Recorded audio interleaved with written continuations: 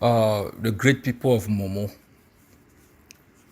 this message is very important. This is Dr. Ayaba. When I did the rounds in talking about the potentials of our states, MOMO was supposed to be the last state. I'm yet to cover MOMO.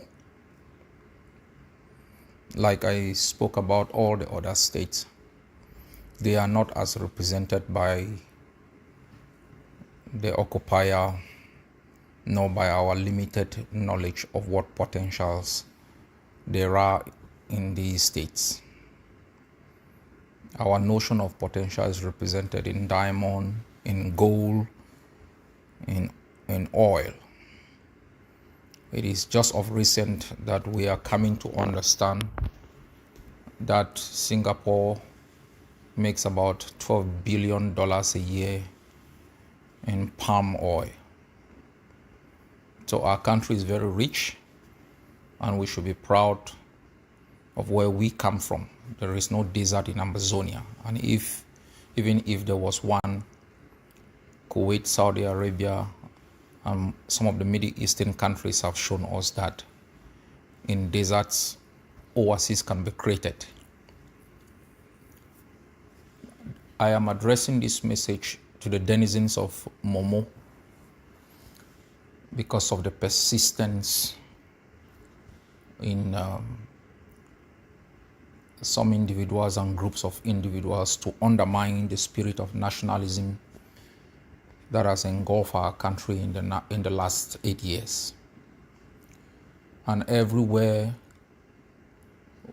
where individuals have insisted on their way or the highway, invoking notions of tribalism and entitlement to dictate processes and outcomes, we have failed. Lebialem is an example. Manu is an example. Even in places within cosmopolitan areas, like in Mezam, you look at areas like the area of the Fon Palace, there is a near collapse of the resistance because of the tribal nature of the resistance there. It was easily infiltrated by elites, including from the Fon's Palace, to undermine it. Where the resistance have been strong has been where the hands of the elites, which have been a conduit of the colonialists, has been weak. First, the elites come in as supporters when they feel like the struggle is going well.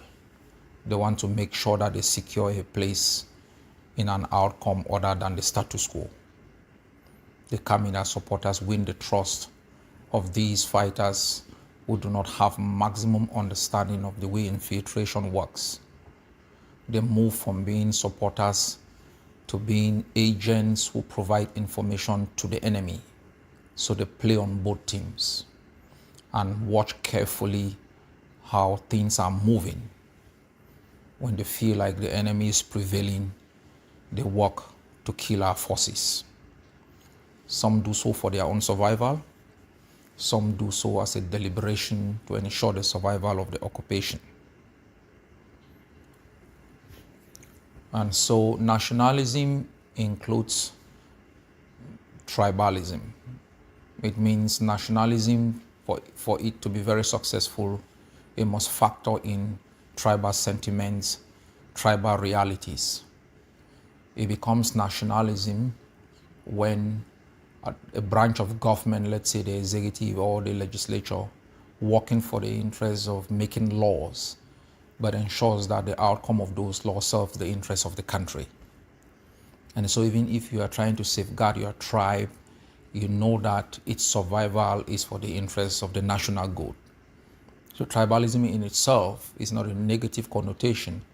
It is only when it is instrumentalized for ends that undermine the national interest and even in the long term the tribal interest. The second point I would like to make is the fact that the occupation of Amazonia has been very successful using these tribal linkages. La Republique does not have enough manpower to occupy Amazonia. As I said in one of my outings, Russia needs close to 400,000 soldiers to occupy parts of eastern Ukraine, which is as big as the territory of Amazonia. La Republique has less than 6,000 men in the entire territory of Amazonia. With 6,000 men, you cannot even occupy Fako effectively. So that is the dilemma. So how do you succeed? The British form of colonialism was indirect, where it reinforces institutions that were existing to be able to serve its interests. The French form was dismantling those institutions and replacing them with the ones that serve its interests. Cameroon's form of occupation is a marriage of both, where they can use these local institutions to serve their interests, they maintain them. Where they work against their interests, they undermine, replace them. For Cameroon to have been effective in occupying a vast territory like Amazonia, considering its ineffectiveness, its poverty, and its arrogance, it has needed the support of our people. Without that support, occupation would have been non-existent. And so in every village, Cameroon installed these sycophants. It instrumentalized our chieftaincies, our fondoms to do its bidding. It ensured that it brought together a couple of dynamics. It made us to be so poor and excluded us from opportunities. Then recruited a group of persons and provided them opportunities and used them to use our people. These people became the bridge through which our people thought they could have opportunities within the home of the occupier. And so it has been very effective. We counted on the elites. We counted on those who had opportunities in La République du Cameroon. So we became entangled in a corrupt system for our own survival. You couldn't really have access to opportunities without the hands of these people. These were the foundation of the occupation. The elites, the chiefs, the fonds, the quarter heads, and all of these people. The role of the dues, the governors, these are commanders. These are military people who are commanders of the military aspect of the occupation. And so after having captured these intermediaries, they needed less troops to be able to secure them and to exercise brutality where their power was undermined. Then they brought in fake parliamentarians and whatsoever as a mask to propagate a sense of legitimate representation, knowing fully well, and I know there are great lawyers from MOMO who have studied the Cameroon's constitution, that the executive power has legislative authority, has judicial authority. I'm providing this precursor to the message I want to give you so that you may come to understand why you have these schisms, these persistence in certain attitudes, sometimes altruistic in nature, but produces outcomes that are antithetical to exactly what we want to achieve. Cameroon has laid a very strong foundation to take over Amazonia. It's like a disease, that takes over your brain and directs what you have to do. When you sneeze, when you cough, what you see, and how you breathe. Any other person who was not infected by that disease was killed, jailed, or exiled. Cameroon has been one of the most effective authoritarian systems because it married authoritarianism with pluralism in terms of democracy. It has been very difficult to dismantle. And then backed by France, it became impossible for external influence to overcome that dictatorship because you needed to pass through France. So why am I making this message?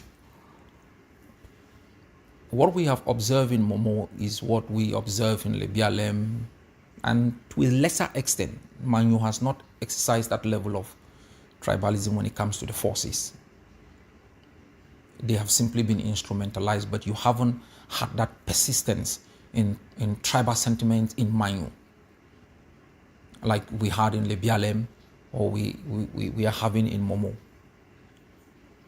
The reality is this: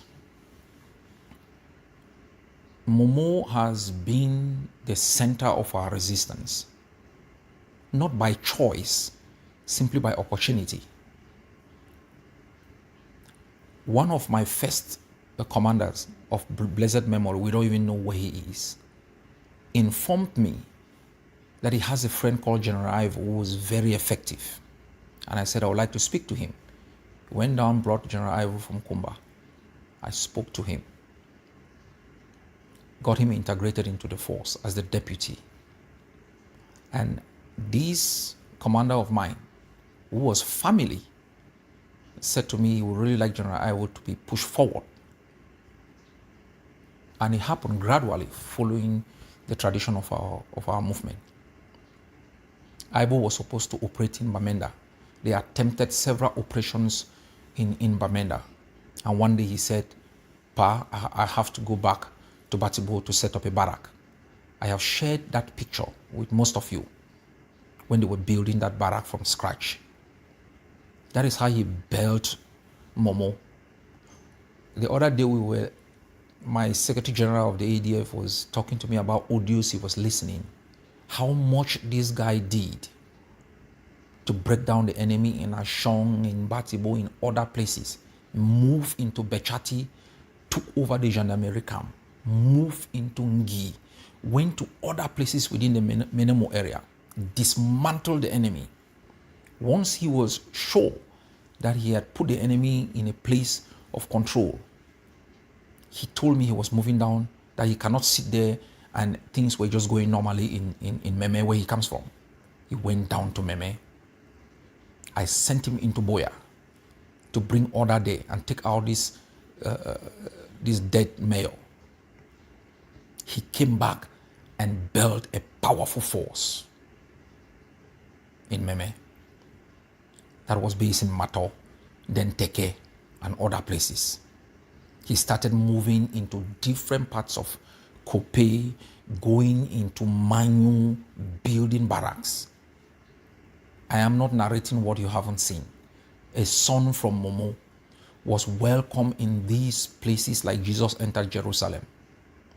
Even though, and you people know, that if you go into places like Kwakwa and all of these other neighborhoods, people from Momo are predominant. But everybody, whether it's from Momo or from areas in Kope or Meme, Dian, they welcome General Ivo as a liberator.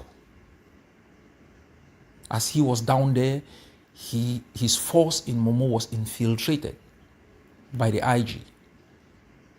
That is how they created the division. And I always ask him to go back up and bring order. I say, Pa, I know these are my children. Allow me, I'll deal with it from here. That I have allowed big number to deal with it. And every time we tell him you have to go back, he said no. They haunted him. I mean haunted, not haunted. They haunted General Ivo.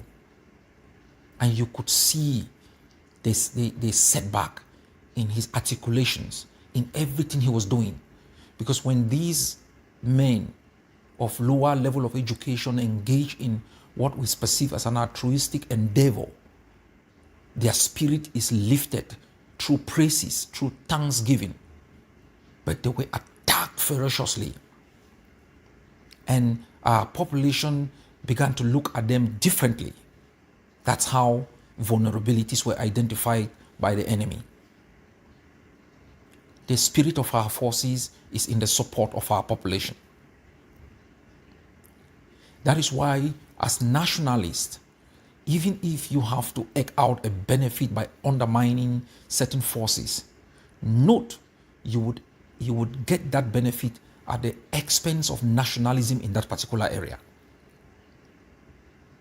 That is why nationalists move forward to build better models and show those they criticize what should be done. What most of you have done in Momo is deliberate. Those nationalists who are fighting have been used by the peripheralists, by the colonial apologists to undermine the Amazonian Defense Forces, undermine the resistance. For 60 years and above, the enemy has committed genocide on its own people. It has committed pogroms, massacres. I'll ask each and every one of you to read Communication 266-03, submitted by Professor Carson Anyangwe, a son from MOMO. Detailed, that even if you get a snapshot or even a page, it will never be compared to what you claim our forces have done. For 60-something years, the enemy has attacked our integrity, attacked our humanity, murdered us, caused millions to die through deliberate policies of social exclusion, economic abandonment, and the dismantling of our infrastructure. For those who followed the submission by South Africa to the ICJ, you will realize one of the premises of the Genocide Convention is imposing conditions that have an effect on the survival of an ethnic group. And we could charge La République for that, for imposing conditions that make life impossible. That has been deliberate, so that we could be dependent on them. I don't hear you people screaming. I don't hear you people coming together to fight La République. You have been bent on undermining Amazonian nationalism through excuses of our people are suffering. Our people were born in suffering. Most have died in pain. Everything we want to do to undermine the conditions imposed on them will put suffering on our people. The medical doctor who chops out a portion of your liver because it has been affected by cancer understands that it might lead to your death. The one who administers chemotherapy to see if your brain could survive cancer knows very well that there is a potential of you losing your hair and you dying. The woman who screams in the maternity ward giving birth knows fully well that a woman dies every minute in this world at childbirth, knowing fully well the child mortality rate in that neighborhood is about 45%. They know these things. Yet they conceive, they give birth, some die, and people have never stopped giving birth. You have excused the enemy. You've turned your own people into the enemy. You have attacked the integrity of our forces. You have done everything humanly possible to destroy Amazonian nationalism.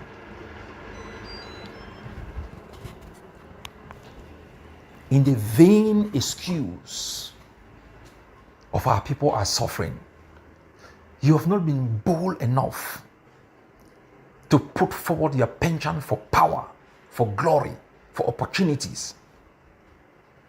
You've not been able to tell our people that you're fighting to destroy the resistance because you have a better model. You have not created anything. These boys who've been fighting have built barracks. You've seen money, you've taken money as an instrument of control. You've provided little monies here, little monies there, without a philosophy, without an ideology, without a vision.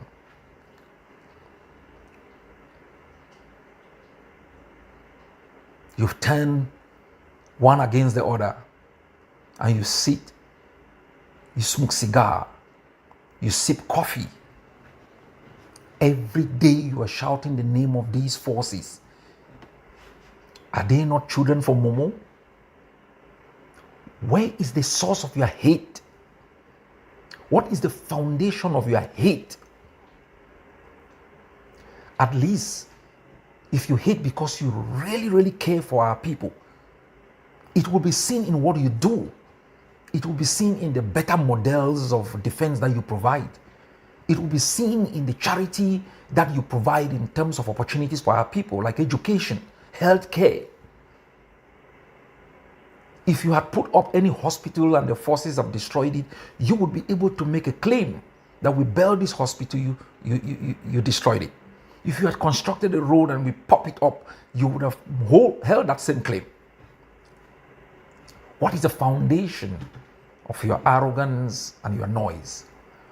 That foundation is based simply on entitlement that has been an entitlement ideology and philosophy that have been implanted by the colonialists, as I explained in my intro.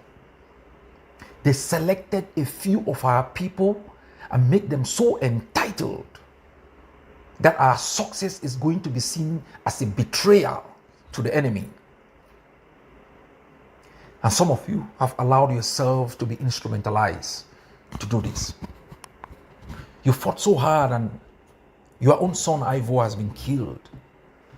Your own son Efan has been killed. You saw his body paraded. You laughed. You mocked. Because you thought it is going to be painful to Dr. Ayaba. You could mourn the death of your own because you think some other child whom you claim does not come from your place is going to feel hurt.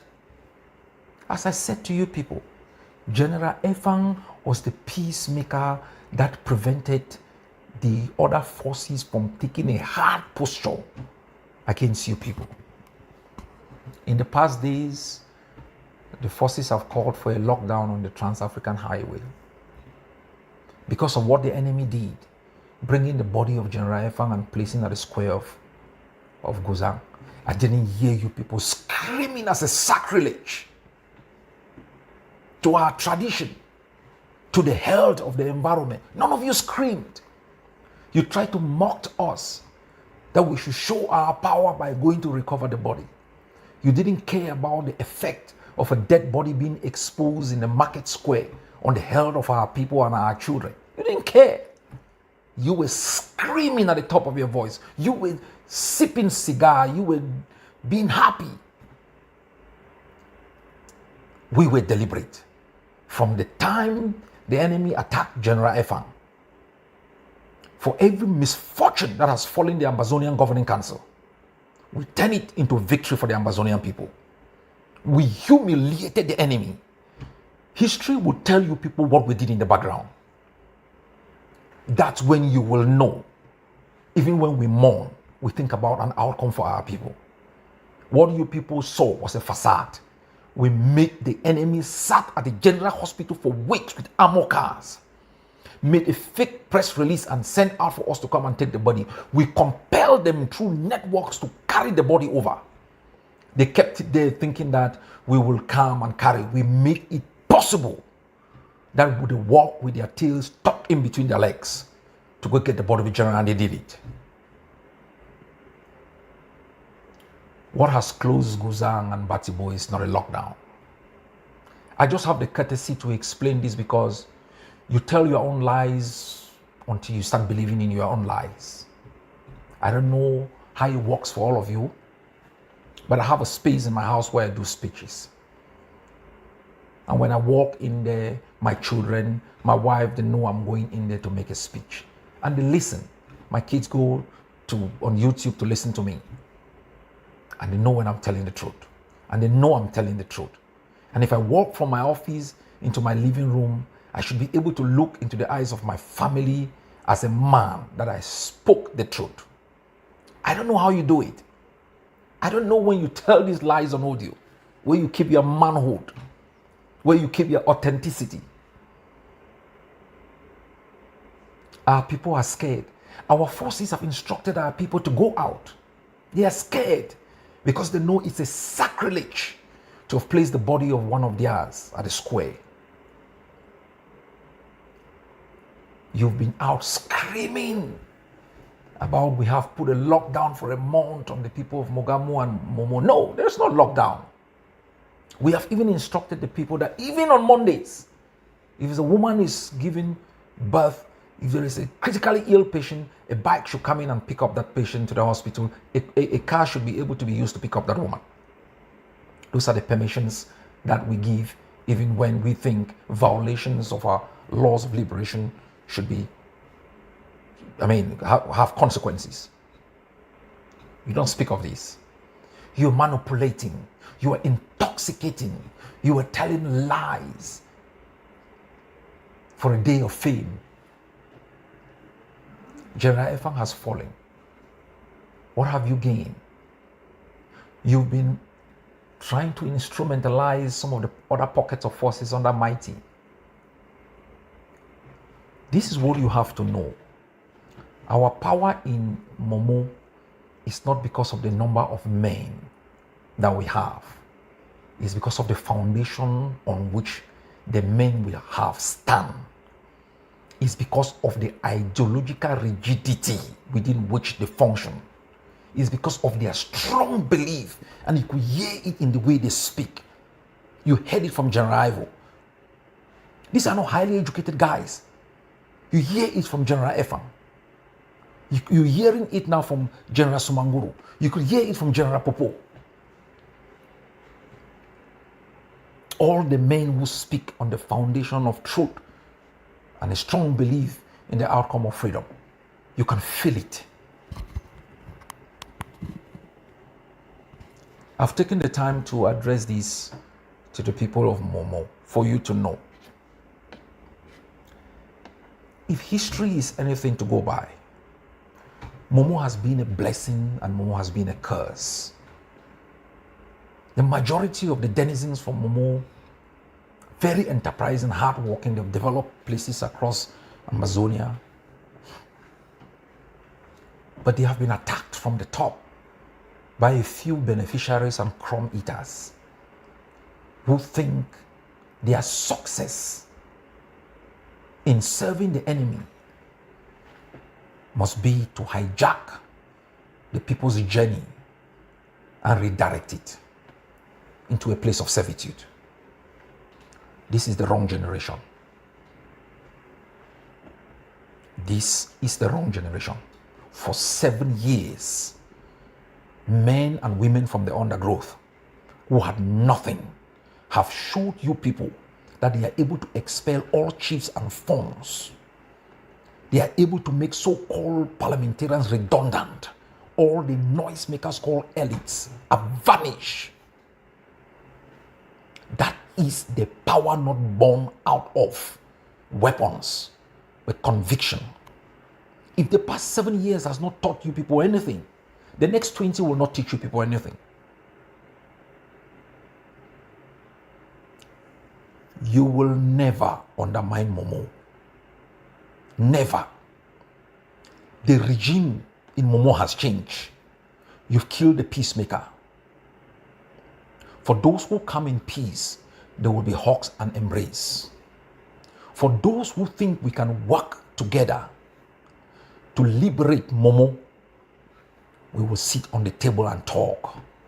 MOMO, the structures of governance, the philosophy and ideology and principles of governance will emanate from the Constitution of Amazonia, from the state laws that will be enshrined by the people of MOMO. Those who govern MOMO are those who will be chosen by the people in MOMO. But for that to happen, MOMO has to be liberated. If you think you can undermine that process of liberation because you have turned the liberation process into a process of governance and control, you are wasting your time. We will crumble Cameroon. It is so bankrupt. It is so decayed that you yourself, you know, is living on borrowed time. And Kagame will be seen as a peacemaker. What we hold for Cameroon, for the pain it has caused to our people, we will hold for each Amazonian who was an impediment to our struggle. We do not claim to have all the answers to the questions and troubles that batters our people, but we make a conscious effort to do our utmost best, acknowledge our limitations, try to build bridges where there are valleys. We don't blow up bridges. I just want to put to rest your notion that you will undermine the resistance. Pamuna is gone. Ben Muna is gone. You all will follow in the same footsteps. The ideology that underpins our resistance is unbreakable. The earlier you know this, the better. There will be no compromise. Those who work for the enemy or for the interests of the enemy or for the perpetuation of the structures and systems that have served the enemy and the elites know that we are not in South Africa. We will dismantle all of these things. The chiefs who think you can go and build palaces in Douala, you are an embarrassment. We will dismantle those condoms. You cannot betray Amazonia and think you can inherit freedom. God bless the people of MOMO. For you who continue to batter us, to scream, keep screaming, like Bia, who has for more than 56 years been perpetrating evil, like those like him across the globe. They have always known their end.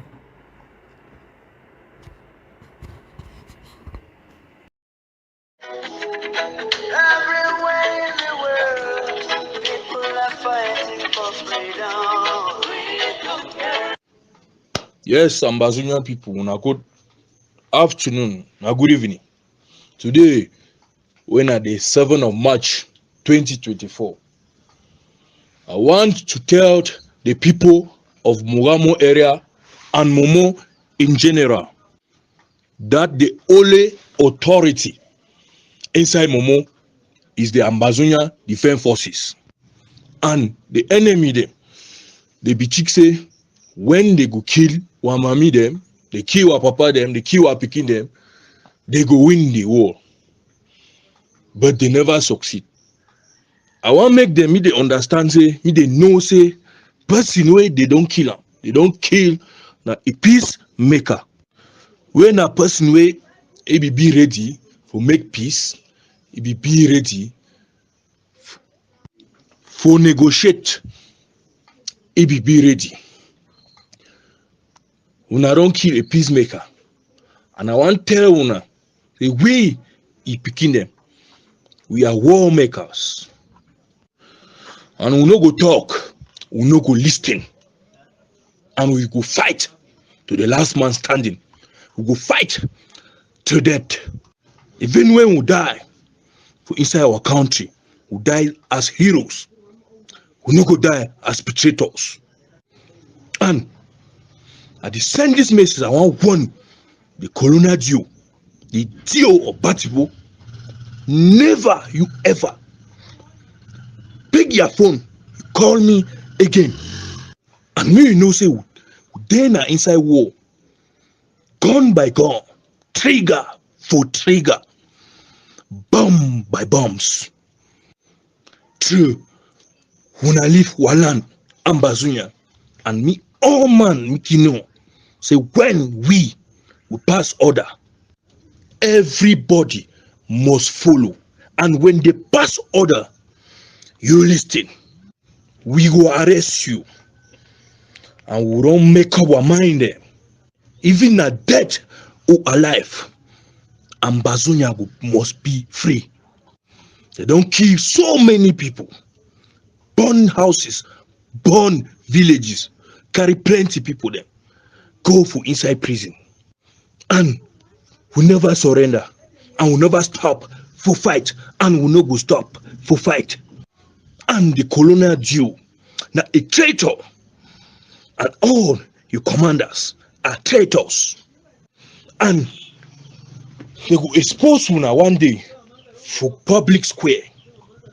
They will expose una one day when sun it go shine. And I come again and one attach the ghost town. The 1 month lockdown way will be put up. At here, as people they talk, I want make a moon and know say the 1 month ghost town it remain till the 1 month. It's nothing like Sundays and Saturday. It remain the 1 month ghost town. And any man will even apply that road, make it be ready for where he gone proof. Any man will even use that road, me be ready for where he gone proof.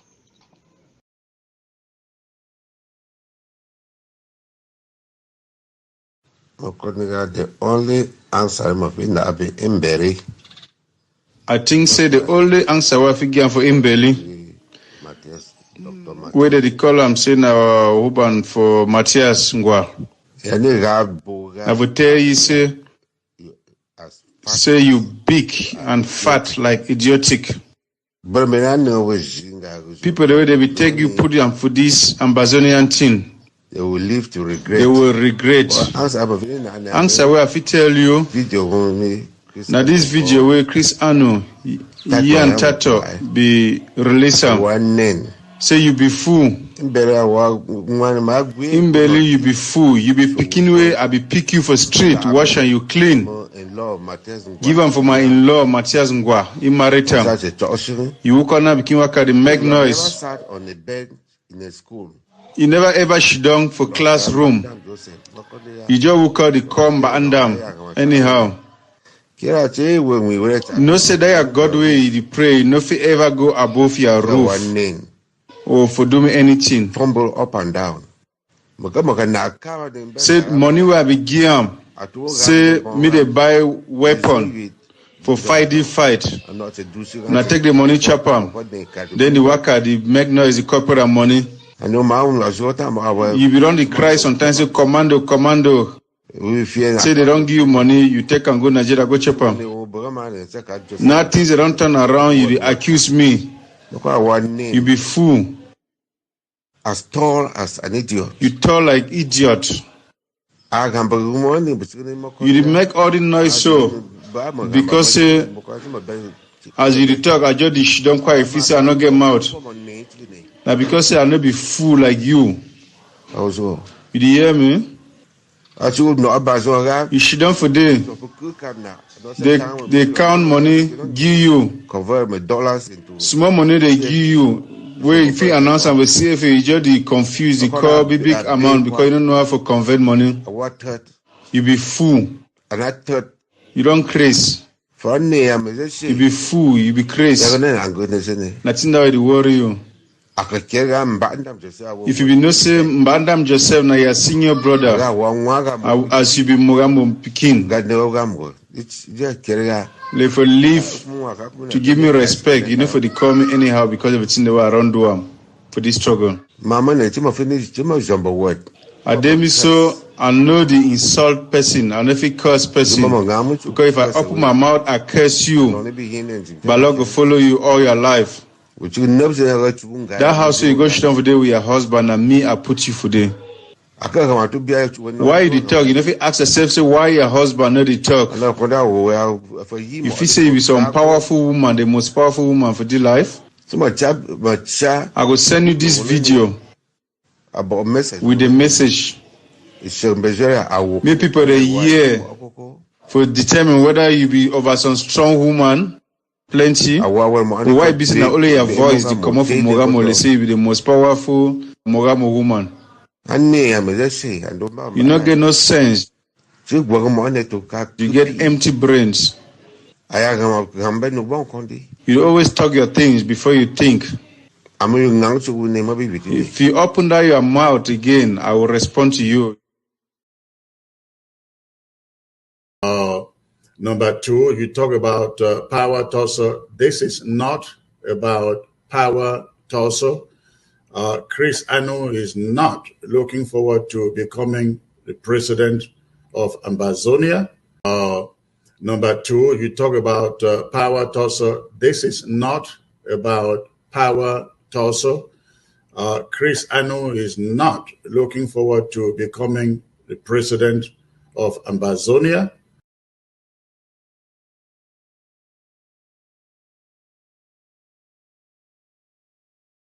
But one thing I know, Mimi Mayfor, is the CDC deal. Dr. Samuel Komesago cannot say it did not exist because I took it to him. I'm going to end it there. But one thing I know, Mimi Mayfor, is the CDC deal. Dr. Samuel Komesago cannot say it did not exist because I took it to him. I'm going to end it there. But one thing I know, Mimi Mayfor, is the CDC deal. Dr. Samuel Komesago cannot say it did not exist because I took it to him. I'm going to end it there.